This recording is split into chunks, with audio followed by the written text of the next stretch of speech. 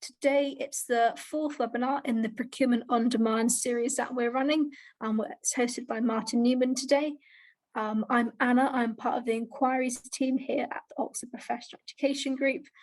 So it's my job to kind of chat with prospective students and just make sure everyone has everything they need before starting one of our courses. And this webinar links in very nicely to some of our SIPS procurement and supply courses. So yes, we're going to have the presentation from Martin first, and then there'll be some time for questions at the end. Please do just put them in the chat or use the Q&A function, and then we'll come around to them later on. Martin has 40 years of experience heading up operations of brands like Burberry and Harrods, and he's also authored several best-selling books on the customer experience. So if anyone's qualified for today's talk, it's certainly him. So I'll hand over to you now, Martin, to take us into the world of ED9. Thank you, Anna, and thanks everyone for joining. I know we've got people joining from various countries around the world, so thank you for taking time out of your busy lives, no matter where you are, which hemisphere or what part of the world you're in. Excuse me. I will apologise up front. I have a little bit of a snivel, so there seem to be a lot of colds and flu doing the rounds in London at the moment, and I have a little bit of the lurgy, as they say, but it certainly won't dampen my performance, but I may need to clear my throat a couple of times as we go through. So I'm going to talk about equality, diversity and inclusion in procurement. And as Anna said, I've spent 40 years essentially walking the talk. I started my career on the shop floor of my father's retail optical practices in a town called Paisley in the outskirts of Glasgow in Scotland. I cut my teeth in customer experience and marketing, but diversity and inclusion is something I've been passionate about throughout my whole career. Fast forward to the 1990s and I got involved in the internet quite early. This was my flashy Mercedes CLK registration plate W66 for web, WWW for World Wide Web. This is 1997. That was my daughter Antonia, who was just about 2 years of age, and she's now about to turn 26. I had a web development business that crashed and burned. Thankfully, I took that experience and made a success of my career after that. I moved to London and I ran online and multi-channel operations for brands like Burberry, Harrods, Ted Baker, Pentland brands, which includes Speedo, Berghaus, Mitre, and a whole suite of other great brands. I started a consulting and advisory business called Practicology, which we sold a few years ago to an amazing American company called Pattern, who are today an accelerator of e-commerce growth globally, both on marketplaces and direct to consumer. I have the privilege of being a board advisor with a number of businesses, including ClearPay, who are known as Afterpay in Australia and also in America. I'm on the board of an amazing charity called In Kind Direct, who support thousands of other charities and in turn, many millions of end users who are in need of the products that those charities provide. I have the privilege of chairing the retail arm of the Scouts. And then I also chair an advisory board for a consumer goods business called the Mayborn Group, and their best known brand is called Tommy Tippy. And as Anna said, I've authored a couple of books over the last few years, both around customer centricity and customer experience, but diversity and inclusion is a very big part of what I talk about and what I believe in, and how I want to make my positive impact on the world as well by improving things from a D&I perspective. And actually in my latest book, The Power of Customer Experience, on the right-hand side of my screen anyway, there is a whole chapter there on D&I. I also run a mini MBA in customer centricity, of which there is a very significant module on D&I with my partners, the Oxford Professional Education Group, which I'm very proud to host with them. And then occasionally, if you are in the UK, you'll be unfortunate enough from time to time to see my ugly mug popping up on different broadcast and media channels such as the BBC and others. Diversity and inclusion is both morally and commercially the right thing to do. And I think often what happens, unfortunately, is we think of it from the moral standpoint, but we forget that it's actually also commercially the right thing to do. When you do both, then you treat it properly and you treat it as a strategic opportunity. I'm going to show you a video now that brings this to life. So have a look at this. Have you ever thought of using your public buying power to create job opportunities, improve conditions for people with disabilities, ensure gender equality, or create decent conditions for workers? You buy social when you choose a product or service by more than just price and quality, by also taking into account the way it is produced and sourced. For instance, by asking suppliers whether their supply chain is sustainable, ethical, and transparent, or if workers are treated fairly. Across the EU, public buyers spend around €2 trillion per year to purchase goods, works, and services from private companies. If all this money was used to buy social, could you imagine the impact this would have in our societies? Picture yourself wanting to provide your citizens with beautiful public parks and gardens. By contracting a company that keeps those spaces green and clean, you will have done your business as usual job. But is it okay for you to stop there? You are aware that women in your city struggle to get the same jobs and salary as men. So what about using your buying power to ask companies to show they treat women equally in their bids for this gardening services contract? How exciting would it be if your procurement has a greater impact? And actually, the fact is, you don't need to imagine any of it. Many public buyers around Europe have already taken a responsible attitude in their purchases and made this a reality. For instance, in Spain, where the city of Toledo required bidders to accept gender equality requirements when tendering gardening services. They are not the only ones. Across the entire European Union, from north to south and east to west, public authorities are buying social. Are you ready to follow their example and trigger the change?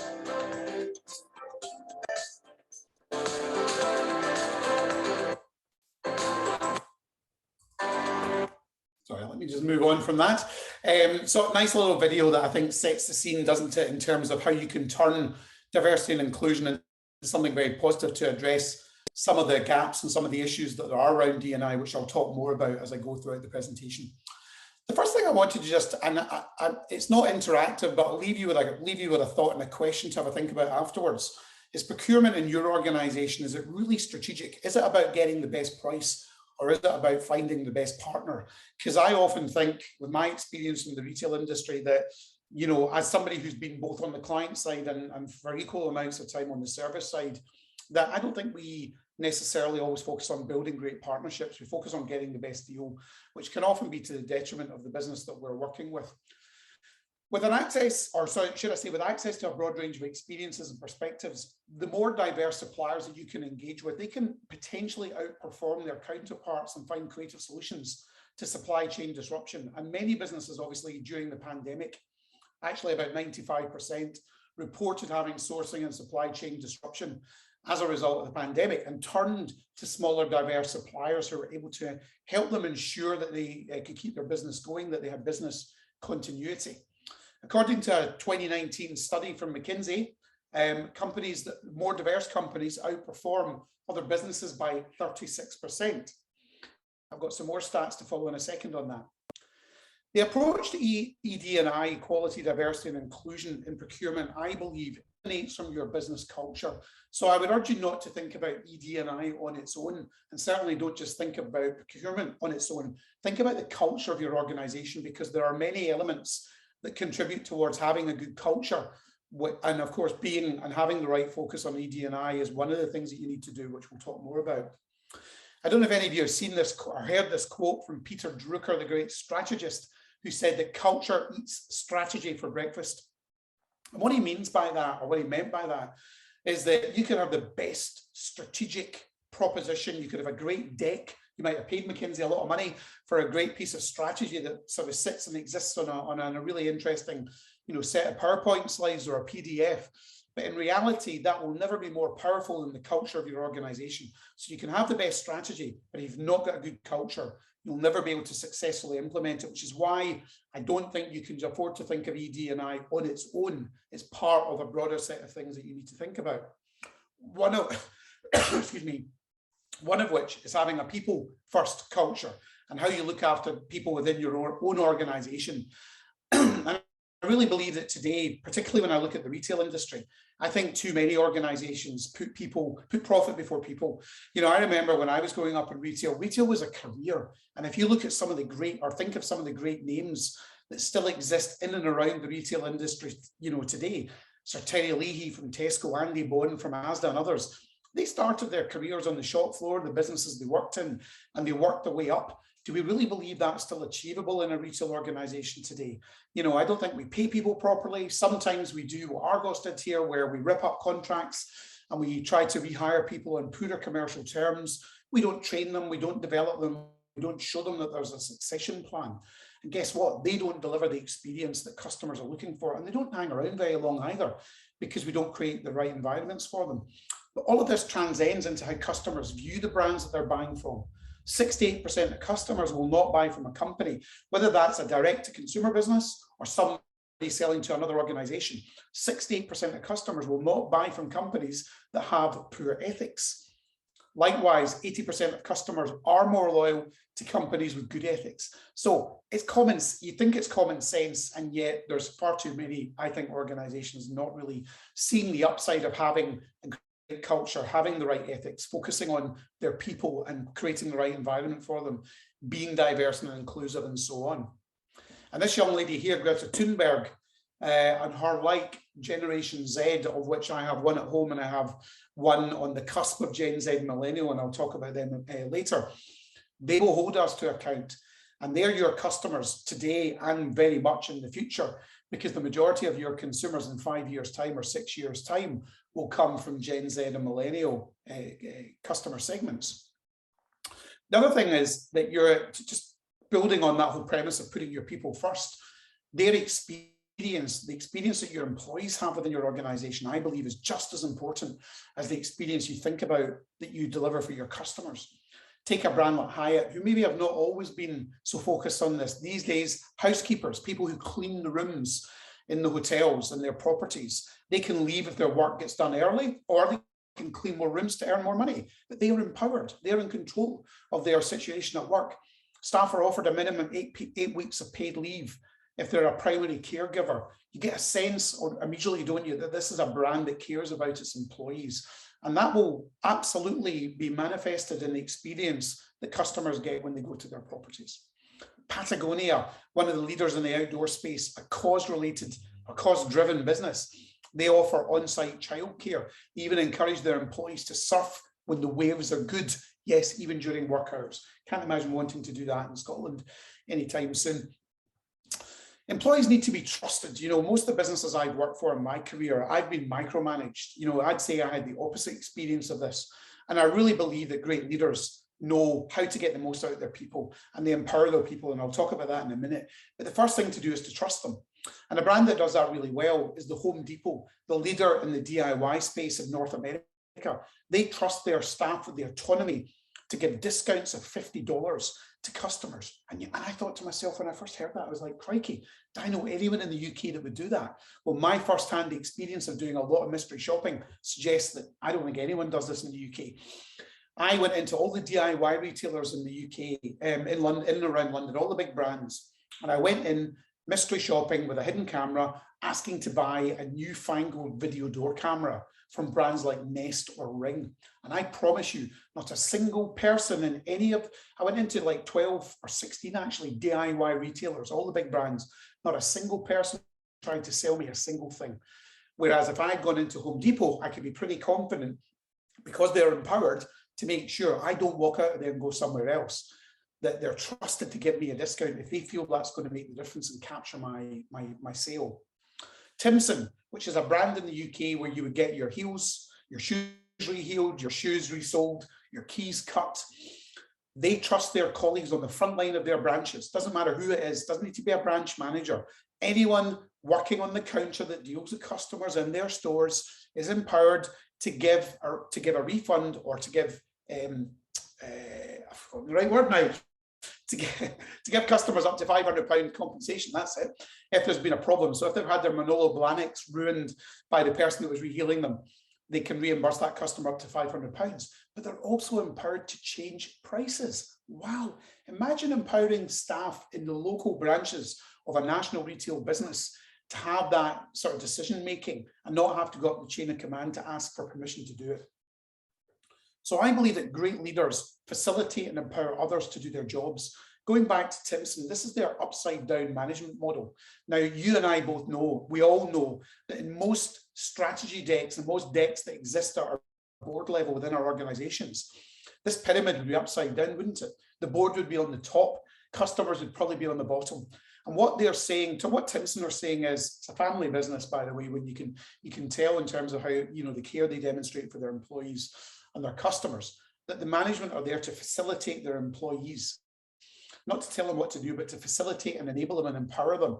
But actually the people that work directly with customers, well, they're the most important in their organization, because they're the ones that can affect the performance of the business. And of course, the most important people are their customers. Customer-centric businesses always put purpose before profit as well. Going back to Patagonia, you may have read this, Black Friday 2021, the big online shopping day in the States and in the UK, of course, and other markets. They took $10 million in one day in sales. They gave every single cent to a Save the Planet initiative. There's a brand that really cares. There's a brand that walks the talk. There's a brand that doesn't just talk about its policies, its values, but it lives and breathes them in everything that it does. And brands that have a clear purpose and set of values and do all these things well, according to Kantar research, over a 12-year period, they enjoyed a 175% increase in their brand value. And if you compare them to brands that don't, it's at least 100 to 120% more value generated in that period. So all of this stuff pays off, which is why I said earlier, diversity and inclusion is not only morally the right thing to do, it's absolutely commercially the right thing to do. And I'll talk about the commercial drivers of it in a minute. Great culture also means having no ivory towers. One of the things that I think has gone wrong when I look at the UK and I look at retail, again, bearing in mind I started in the shop floor of my father's small chain of opticians in Glasgow, you know, retail used to empower people in the local areas to make decisions about marketing, about how to talk to customers, about how to merchandise their stores, about what to sell, how to deliver great service. We took all that away and we created this head office environment sitting in the middle of the country somewhere, which doesn't always necessarily recognise what best practice looks like in all these local areas. And we did create a little bit of a them versus us. A good friend of mine, Mike Logue, who until recently ran the most successful bed, mattress and bedding retailer in the world called Dreams. He turned this business around from losing £50 million a year to making 60 to 100 million pounds a year, and they sold it for $700-800 million just less than a year ago. And essentially he spent the first 6 weeks getting out to the stores, talking to his colleagues, talking to customers and finding out what was wrong with the business, because that's where you get all the insight from, and then making changes to improve it. One of the first things he did is he renamed their head office from headquarters to bedquarters. Now that might seem like a bit of a marketing gimmick, but what he was doing is he was saying to his colleagues who worked in the front line of retail in their stores, there is no difference between you and us, or between us and you. There's no hierarchy. We're all in this together. And that's what he was doing. He was starting to change the culture in the business. Anyone that works in an organization that has a corporate social responsibility strategy, you need to have a word with the powers that be. Tell them to drop the word corporate.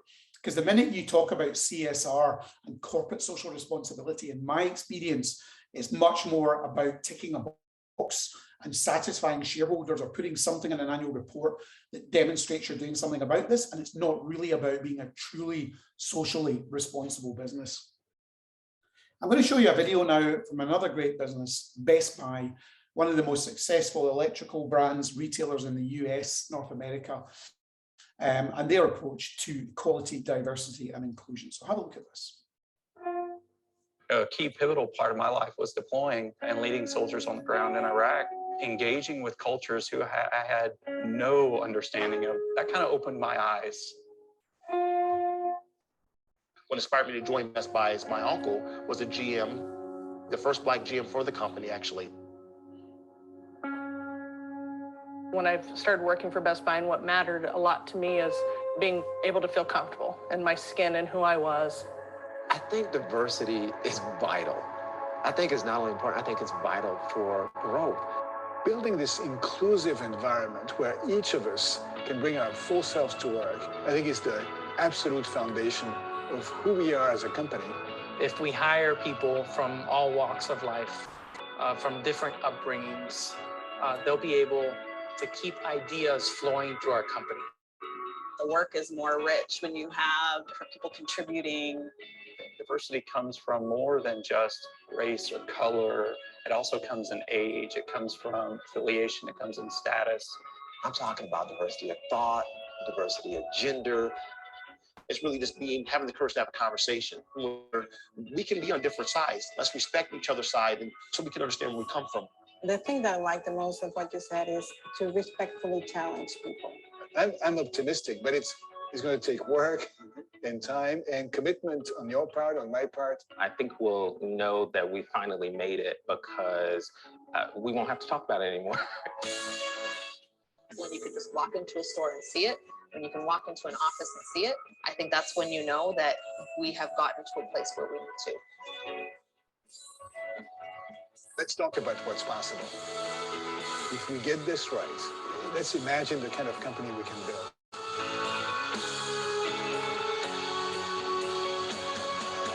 Are we going to make this happen? Absolutely. Let's go make this happen. Love it.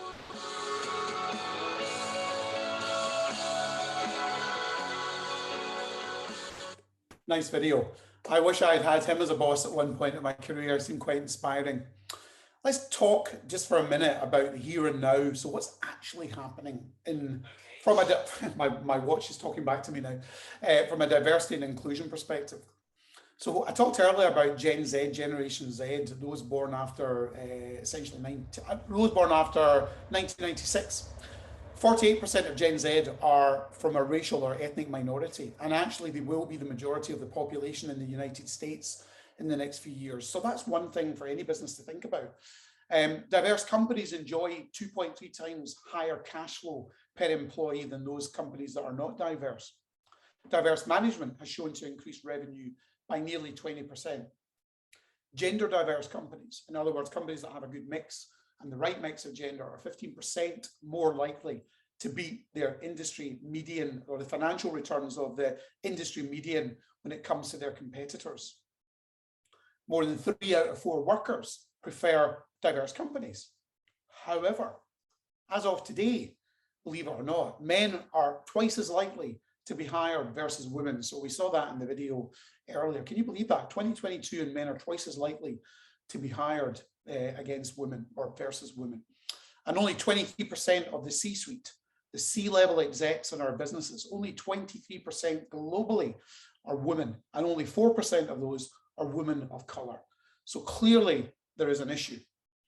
And the average gender pay gap is 17% worldwide. So here we are in 2022, and women globally earn 17% less than men, which in my humble opinion is entirely unacceptable. And I don't see any logic for it. There's certainly no commercial logic for it, and there's most certainly no moral reason for it.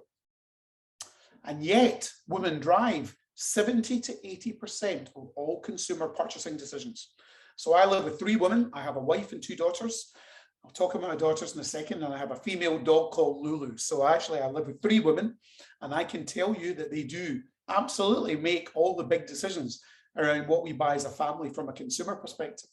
And yet, if you look around the UK, the US, and many other markets, and you look at the boardrooms, they all look like this. They're pale, they're male, and they're stale. I'm not. So they're pale, male, and stale. So we got a massive job to do. 15% of the UK population is from an ethnic minority, and yet 1 in 5 of our retail boards are all white and all male. 2022 and 20% of our boards are still have no women on them, and still have no ethnicity, other ethnicities on them as well. No diversity, no disabled people, etc. So I guess my question to you would be, when you go back to your organizations, do you buy from ethnic-led businesses? Is that something you do? If not, it's definitely an opportunity. Do you buy from female-led businesses? Do you make a concerted effort to do so? If not, it's an opportunity.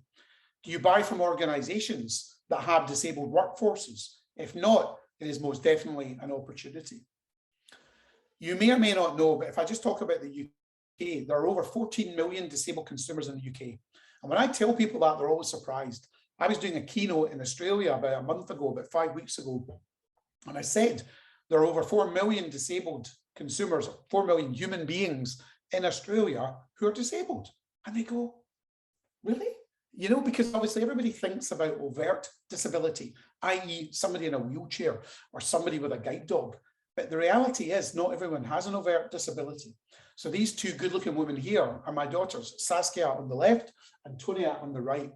They both have hidden disabilities. And yet most of the brands that they deal with would have no idea about that and wouldn't know how to cater for their requirements. So many consumers have hearing impairment, visual impairment, Crohn's, and many other disabilities that wouldn't be obvious necessarily to brands, but they do not. I can tell you from firsthand experience, both for my daughters as somebody who also does a lot of research with disabled consumers, that we cater very poorly for their needs. And yet that disabled community on its own, that is a £300 billion plus market in the UK. Those 14 million consumers who have some form of disability, their value, right, from a retail spend perspective is over £300 billion. Imagine as a brand if you were to focus on that and actually make a concerted effort of catering for their needs more effectively. There are many shared benefits, both in terms of how businesses focus on diversity and inclusion, as well as how you focus on it from a procurement perspective. So let me just talk through some of those now. Diversity fosters innovation. So whether that's with colleagues in the business, more diverse colleagues bringing more ideas and creativity, or whether that's working with more diverse suppliers in your supply chain, you foster more innovation and creativity. You improve the company's customer service when you have a more diverse workforce. You attract and retain better talent, both within the business, and if you're making a concerted effort to engage effectively with a diverse supply chain, you will also do a better job of attracting and retaining better partners as well as better people within your own organization. Of course, it improves your image. We talked earlier about how consumers view or how customers view the ethos of a business when it doesn't feel that from an ethics point of view, it can really be trusted. And that's where diversity and inclusion becomes even more important from an ethics perspective. You enhance employee performance, you bring local market insight and talent into the organization, and so on and so forth. The company offers a broader approach. Honestly, there are benefits after benefits after benefits. You will not find anything negative, I don't believe, about being a more diverse and inclusive business. One big corporate business that does it actually really well is Johnson & Johnson in the fast-moving consumer goods and consumer packaged goods industry. They actually see diversity and inclusion not just as an opportunity to drive sales, but they do see it as strategically a key, probably the key driver to create a competitive advantage. So it's something that it runs right from the board level throughout the whole organization. Unlike other brands who are really just focusing on gender quota, it's a bit like social responsibility. Corporate social responsibility will tick a couple of boxes to prove to our investors, to prove to the market, to prove to the city, to prove to our people we're doing something about it, rather than it really being an integral part of the focus of the business. It's the same here. They're not focused on quotas. They're focused on it becoming a core strategy for business success. They created mentoring programs around D&I, and they actually created a diversity university. They went further. They appointed a chief diversity officer, and that person reports directly to the CEO and chairman, who is the same person at Johnson & Johnson. So none of this reporting into a marketing director or someone else. That is how important, and the emphasis that Johnson & Johnson put on being, and having equality, diversity and inclusion as an organization is absolutely right at the top of the business. The US Veterans Magazine voted them the best of the best for the progress they've made on their efforts in diversity and inclusion. They've also been on the Working Mother 100 Best list for the past 28 years. Can you imagine any more powerful marketing than being on the Working Mother 100 Best list for the past 28 years? So again, all of this stuff is morally the right thing to do, but it is 100% commercially the right thing to do. So what are the key drivers for equality, diversity, and inclusion? Excuse me. What I want to talk about now is about avoiding unconscious bias. There are around 16 unconscious biases, and I'm only going to talk about a few of them now just to paint the picture. And these biases can very much stop you from making the right decision when it comes to finding more diverse and being more inclusive in your supply chain and deciding who you want to engage with in your supply chain. So confirmation bias, the cause of that is when you first review a supplier and form an initial opinion of that business based on things that don't really matter, i.e. their name, where they're from, where they went to school, and things like that. We often do that when we're interviewing people, don't we? We look at CVs and we look for people like us, people who are a cultural fit. rather than actually recognizing that what they've done, what they're capable of, and what their skills are, and are really more important to the contribution they're likely to make to the organization. So this can actually follow us right into the RFP process and can end up steering questions and confirm the initial opinion that we had of a supplier. So this is confirmation bias, where we're blinkered to the real benefits and the attributes that a supplier might offer us as an organization. Of course, we've got gender bias, where, for example, you take two candidates, one female, one male. A woman who is confident and displays confidence and assertiveness can be viewed as being abrasive, whereas a man can be viewed as being assertive. So it's seen as an attribute, whereas with a woman it's seen as something negative, which is why I think, or one of the reasons why we still make too many decisions to hire men when we should be hiring women, and we should have a much better balance. So the cause is, it's no surprise that men are all too often given preferential treatment over women in the workplace, sometimes with internal promotions. To prove the point, one study found that both men and women prefer male job candidates. Go figure. Both men and women prefer male job candidates. So we've got a job to do there to change mindsets. Even in 2021, as I talked about earlier, a man is 1.5 times more likely to be hired than a woman. And of course, that creates an imbalance at different levels of the organization. Name bias. What I'm called, my name that I was given from birth, is a problem for you? One study in the States discovered that white names receive 50% more callbacks for interviews than African-American names. That's disgraceful. Another study found that Asian surnames are 28% less likely to receive a call back for an interview compared to an Anglo-Saxon surname. Now, I'm talking about interviews here, but the same thing applies if you were contacting a supplier, right? The chances are there will be people in your procurement team who probably have, a bias that they may well not be conscious of, it may well be unconscious, but it's there nonetheless, that when they hear someone's name, makes them less likely to want to engage with that business. When I talk to businesses about hiring people, I suggest that you take the names, take the schools, the colleges, the universities, their names, where they live, take all of that off their CV, their resume, and just leave the stuff they've done, where they've worked, what their skills are. Then you can make better judgments about who you should be seeing that don't have any bias behind it. Now, allyship is one of the great tools that can be leveraged to encourage more diversity and inclusion within an organization, where you appoint people to be an ally of somebody who comes from a diverse community into the business. Make sure that they have the right level of visibility in the organization, that you mention them when you're in meetings with some of your peers or your managers, for that matter, so people get to hear about them. You talk about their successes and how well they're doing. That's the kind of thing that allyship's about, to make people feel not just welcome and wanted, but to kind of give them a lift up in the organization so they get equal opportunity. I think you can also be doing the same thing when you're looking at your supplier base and your supply chain. And I've got a video now which talks, just from one business's perspective, of how they deal with allyship and what it really means. Already. My parents are both immigrants. They moved here from Colombia, so I'm a first-generation American. I spent 32 years not telling anybody about my sexual preferences. I know how it feels to be the only Black woman in the room. So whether it be because of my gender or my age or the way I look, my tattoos, my past, I knew what it felt like to be excluded early on. Definitely started feeling more like an outsider. And I don't want to hide that anymore. I wanted to find a place where we can change that. So for me, diversity is about making people feel that you belong here, you are part of this team. I want to be able to give other people a voice and feel that they are included. And we need to make sure that we are broadening our focus, looking at our leadership and staff at the organization. Here's another ceiling to break. And how can I do that? And make sure that I'm available to other folks within the company to say, hey, you can do this as well. What I see here at NFP is an opportunity to be on the leading edge, to have a company that's actually on the leading edge of how to have this discussion about diversity and inclusion.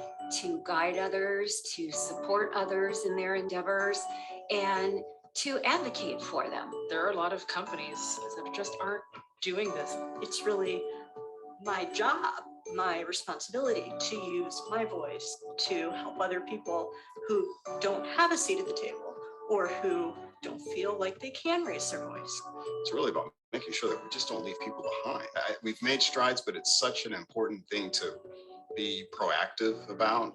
I hope that we are a beacon. I hope that we are a model. We know that we have a long way to go, and we're okay with that. We're very honest about it. It will take time and patience, but I think at the end game, it's good for people. To have a company like NFP and all the power behind that company say, this is what matters to us. You know, that matters to me too.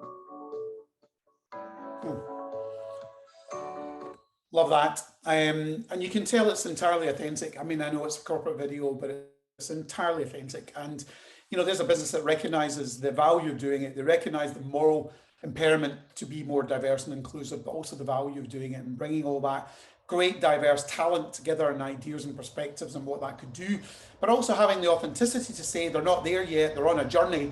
And I think that's all. I think that's fine. I think nobody ever expects anybody to be perfect in everything that they do. I think the key is authenticity and to always be transparent, both with your people, with your supply chain, with your customers, to tell them where you are on that journey. Values, I believe these days, are probably more important than value. You might argue at this precise moment in time where we have ridiculous levels of inflation and unfortunately many people being squeezed across the, around the world because of inflation, the cost of living and everything, excuse me, that clearly getting value for whatever, disposable income you have is massively important. But I still think that values are more important and that people will continue to gravitate towards brands that demonstrate that they have the right values and that they can share those values, or you have shared values with the brands that you work with. And one brand that I think has great values is IKEA. And their holding company, which is called Inca, have a commitment to help disadvantaged people, including people with disabilities, migrants, refugees, to find work in retail. Their vision is to create a better everyday life for the many people, for customers, also our co-workers and the people who work at our suppliers. And they have fans, they don't have customers. They've got 29 million fans on Facebook. So anyone that goes to IKEA, generally speaking, is a fan of the brand. If you can get yourself through having to build these wardrobes yourself, take all the time and effort that it takes to create all of that, and the time it takes to buy products in the first place, then I'd suggest you're a fan of the brand. I think the idea has to be with any organization, and it doesn't matter what you sell or to whoever you sell to, whomever you sell to. You can turn a customer into a fan, and getting diversity and inclusion right and having that right approach within procurement, as well as in everything else that you do, is a way to achieving that. What about creating a culture of listening? So we talk a lot in business about the voice of the customer. And of course, that's massively important. But what about the voice of the supplier? How many of you working in procurement are actually doing this? How many of you are providing the ability for your suppliers to feed back to you, to come to you proactively with ideas, to be creative? Is it a collaborative process, or are you just beating them down on price and that's really all it's about? It's what I said at the beginning, how strategic is procurement really treated within your organization? Is it about the best deal, or is it actually about really building the lifetime value of your business? And one of the great ways of doing that and building the lifetime value of your customers is by working with your supply chain in a more collaborative way, where it's much more of a partnership. So that's one thing I would certainly urge you to do in the future. And instead of focusing on the traditional return on investment that we all have to do, we take a business case to our CFO when we want to do something, don't we? So you're in procurement, you'll be focused on getting the best value for the business. But how about instead of focusing on the traditional return on investment, you start to think about return on inclusion? What might that look like if you became a more diverse and inclusive business? And in terms of those of you working in procurement, in your approach to how you procure goods and services from your supply chain, what might the implications of that be? How much more value would you generate both in the short and the medium, but also in the long term by doing that? I think you would really start to see that you would move the needle quite significantly on the commercial success of the business. And last but not least, whatever you do, don't forget to hold your own supply chain to account on diversity and inclusion. We saw that much earlier in the first video that I shared. It's no good you just focusing on what you're doing on D&I as a business. You also need to make sure the people that you're engaging with They're also looking after their people properly. They're creating the right working environment for them. They're paying them the right wages, and they're doing all of this stuff well. And many of you will be aware of one of the best examples of a business that took their eye off the ball there was Boohoo in the fast fashion space a couple of years ago. Didn't realize, I don't think, that ultimately a number of their suppliers weren't looking after their people properly, weren't paying them the right money, weren't creating their staff, weren't creating the right environment, the right working conditions, and it really backfired on them. It didn't last long. They've come back from that, and they've recognized now that it could be a real strength for the business to do this stuff properly, rather than it to be something that they view as something they'd rather go away as a problem. I hope you enjoyed that. I hope you took something from it. I will open up for any questions in a minute, but if you do want to learn more about me, you can go to my website, martinnewman.co.uk. If you want to know more about the mini MBA that I deliver with my colleagues at Oxford who are on the call now, then you can find that martinnewman.co.uk/MBA. And here are the building blocks that are a part of that. I'll stop screen sharing now because I know that Anna also wants to talk a bit about some of the courses that are available. So I don't know whether we've got any questions. I know that we're sharing the content afterwards, Anna. Yes, we are. So if anyone does have any questions, we'd be very happy. Well, I say we, Martin will be very happy to answer them. You can just pop them in the chat, or you can use the Q&A function. I'll start with the question, just try and get the ball rolling. Sure.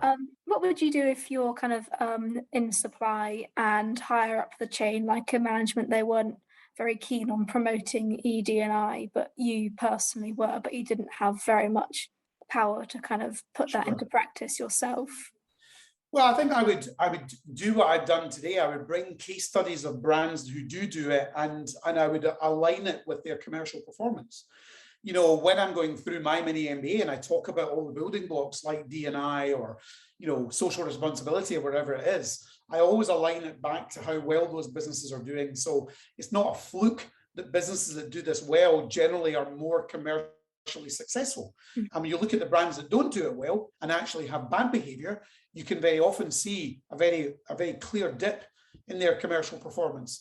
And so it shouldn't be too hard, I don't think, to find case studies of businesses that you can say to the organization that you work for, even if they're not in the same sector. You know, there are so many examples of businesses that do this well and what the positive impact has been, you know, on their organization.